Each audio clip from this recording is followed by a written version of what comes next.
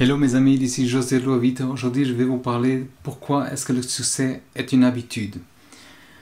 Alors les habitudes sont vraiment importantes pour notre réussite commencée. Les habitudes consistent par exemple à se lever tôt, certains, à être organisés et agir rapidement. Et on a tous déjà parlé, mais ils ne sont pas toujours très efficaces. Et on va voir comment est-ce qu'on peut le faire. Ça veut dire comment est-ce que ça nous aide à réussir dans notre vie. Alors, si vous n'avez pas encore adopté ces habitudes, c'est pas grave et c'est le moment de commencer. Prendre soin de soi, c'est la première chose. Par exemple, il y a plusieurs manières de prendre soin. Ça veut dire, le premier moyen, par exemple, est de s'organiser aussi. Là, par exemple, avoir un calendrier, un planificateur, des notes, rester en courant, par exemple, toutes nos obligations. C'est vraiment super important pour éviter le stress. On doit aussi avoir un endroit dans notre maison où on peut, par exemple, s'organiser, avoir nos objets de quotidien pour avoir tout ensemble, prendre le temps de cuisiner, par exemple, nos plats préférés.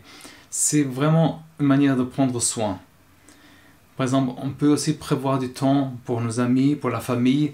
Certaines personnes, par exemple, qui ont plus de réussite, ont cette garde-robe, par exemple. C'est l'habitude de prendre soin de leur image et montre une personne qui inspire le succès, par exemple. Mais ça peut être des choses simples.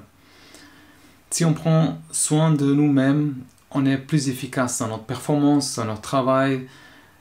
Ça veut dire investir un peu dans ce qu'on porte, c'est important.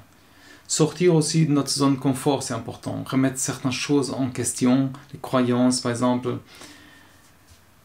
Si on veut avoir aussi plus de réussite, il faut passer un peu de temps avec une certaine méditation, réflexion. C'est important pour notre bien-être général. Il ne faut pas oublier le sommeil, ça veut dire dormir bien et c'est important pour récupérer notre énergie, par exemple, et réguler notre bien-être, quoi. Alors manger des fruits, légumes, tout ça on sait, mais c'est par exemple important aussi de prendre l'exercice, avoir une meilleure tonification des muscles en général, et tout ça c'est important. Et prendre le temps de nous détendre et de faire ce qu'on aime. Ça c'est important, avoir suffisamment de temps à consacrer à notre santé et à notre bien-être, c'est important pour réussir en quoi que ce soit. Alors c'est super important d'être aussi documenté avec tout. Ça veut dire une personne qui par exemple prend soin d'elle et par exemple avec les mêmes problèmes, elle est beaucoup plus efficace à faire face et beaucoup mentalement, physiquement, c'est autre chose, quoi. En plus, par exemple, on sait quand on est épuisé ou pas, personnellement, professionnellement. Alors se soigner, c'est vraiment important pour beaucoup de choses. L'autre point, c'est se lever tôt. C'est pas pour tout le monde, c'est pas évident, mais c'est un bon moyen d'être parfois plus productif pendant la journée. Parce que par exemple, vous aurez plus d'énergie pour faire l'exercice, pour la journée, pour aller travailler, pour éviter du trafic par exemple. Raccourcir le trajet, ça veut dire il y a beaucoup de gens qui réussissent leur journée parce qu'ils commencent plus tôt. Il y a beaucoup d'avantages, par exemple, aussi dans la vie professionnelle comme personnelle, parce qu'on a plus de temps pour nous aussi. On consomme moins de temps dans les choses imprévues, il y a moins de distractions parce que beaucoup de monde ne sont pas encore là, les personnes. Alors, il y a beaucoup de gens connus qui ont fait ça, mais c'est pas une règle. C'est pas une règle. Ces personnes, par exemple, ont toujours eu ces avantages de se lever tôt. Ils ont réussi à certains succès. Par exemple, mais se lever tôt, est-il vraiment super important? Bon, ça dépend, mais c'est une habitude qui vaut la peine d'être développée, d'essayer. Par exemple, quand on part, par exemple, plus tard, on a plus de trafic, on stresse plus, et parfois, si on a un horaire flexible, on rentre plus tard, il y a plus de trafic aussi. Alors, tout ça, c'est avantage de se lever tôt. On arrive, on a plus de temps pour consacrer à nos choses. C'est une bonne motivation pour le faire, par exemple. Gardez devant vous ces éléments positifs qui vous motivent et qui vous restez avec plus d'énergie après le travail. Et c'est une habitude vraiment importante parfois pour réussir. Et par exemple, on est ici, par exemple, plus relaxé pour dormir. On arrive à dormir mieux. Tout ça, quoi. Il faut commencer à vivre la vie dont vous avez toujours rêvé, par exemple. Ça commence vraiment pour transformer beaucoup de choses. Ça commence, par exemple, pour être organisé aussi. Et c'est pas évident, mais c'est une habitude vraiment puissante qu'on peut développer. Ça permet, par exemple, de gagner plus de temps, mais aussi travailler plus intelligemment et également plus facile à mesurer son progrès, par exemple. Par exemple, être organisé vous aidera à être concentré lorsque vous avez beaucoup de choses à faire. Vous êtes plus organisé, vous savez exactement quoi faire et quand le faire. Ça veut dire organiser physiquement et mentalement, et aussi avoir des notes, éviter ces pertes de temps. C'est une vie ici moins stressante et vous savez, vous n'avez pas à associer par exemple avec des choses, à trouver des choses. Par exemple, vous avez toujours votre clé, vos téléphones toujours à la main. S'il faut sortir rapidement, vous avez par exemple un endroit où vous stockez les choses. Par exemple, même quand vous allez en vacances quelque part, vous stockez tous au même endroit.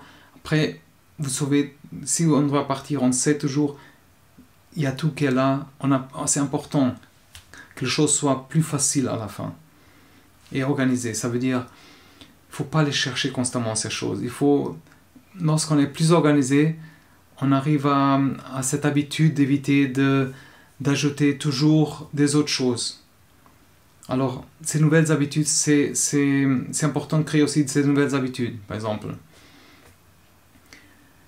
Par exemple, faites une liste des choses que vous devrez organiser, que vous devrez faire, par exemple.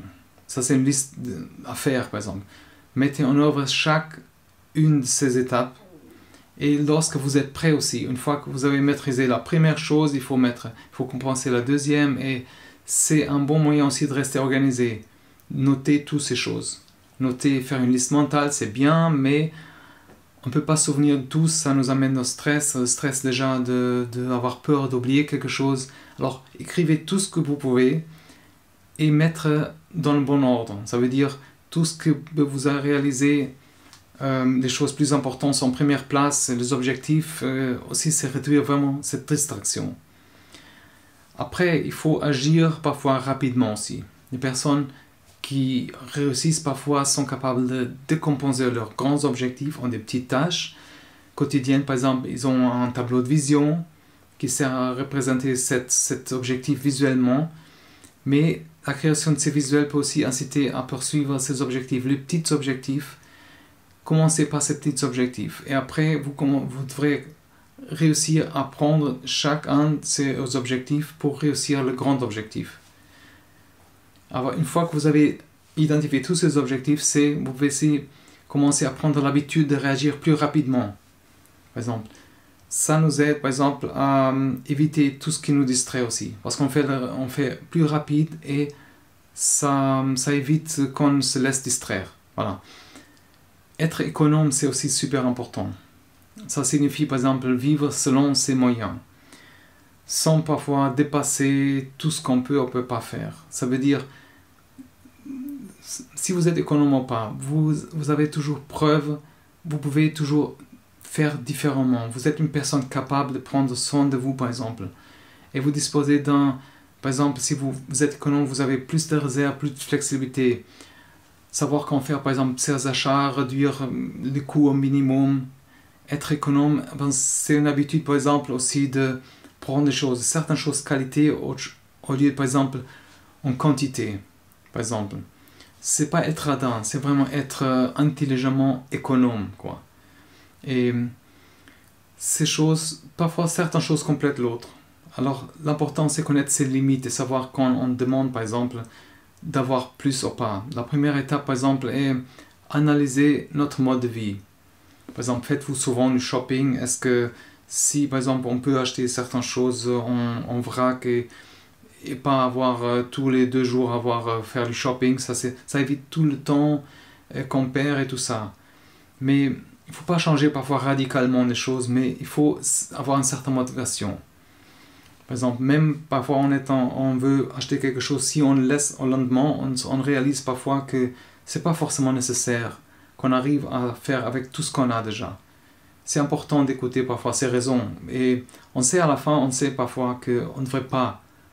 Mais on a cette tentation. Mais si on attend, si on essaie de faire autrement, on dit ouais, à la fin, pas besoin, et c'est encore un truc qui traîne parfois. Si c'est quelque chose de physique, c'est pas pour manger, par exemple. On a, par exemple, aussi une marge financière plus grande à la fin. Et on devient alors plus, on a plus de liberté. La liberté financière donne aussi une plus liberté en général. Ça veut dire qu'on est plus libre pour faire les choses qu'on veut parfois. Alors, pour vous aider aussi, explorer la description avec les ressources et les lignes que j'ai créées, que j'ai recherchées, sont vraiment utiles. Laissez-moi savoir dans le commentaire. Vous pouvez aussi partager avec quelqu'un à qui ça peut aider. Mais c'est important qu'on prend les choses en main, qu'on vit pour nous, on a cette liberté financière à la fin aussi. Alors, courage et merci beaucoup d'être là. À la prochaine.